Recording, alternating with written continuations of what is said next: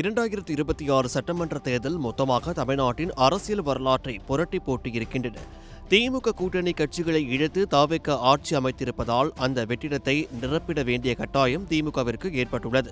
இந்நிலையில் திமுக கூட்டணியில் நாதாக பங்கு பெறலாம் என்ற புதிய தகவல்கள் வெளியாகி வருகின்றன.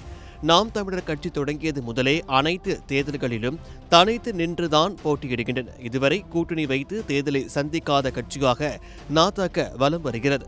தற்போது இந்த நிலைப்பாட்டில் லேசாக மாற்றம் ஏற்பட்டு இருக்கிறதா?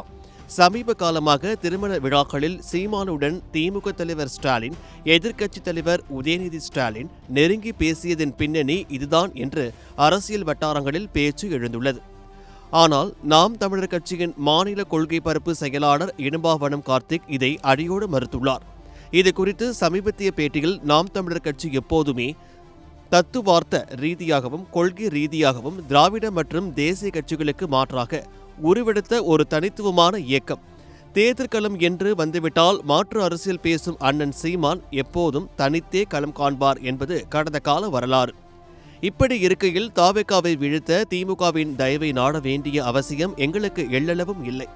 இத்தகைய செய்திகள் அனைத்தும் திட்டமிட்டே பரப்பப்படும் அற்புதமான அரசியல் வதந்திகள் என இதற்கு விளக்கம் அளித்துள்ளார். என்றாலும் அரசியலில் நிரந்தர நண்பனும் இல்லை, நிரந்தர எதிரியும் இல்லை என்பதால் சீமான் திமுக கூட்டணியில் இடம்பெற்றாலும் ஆச்சரியப்படுவதற்கு இல்லை.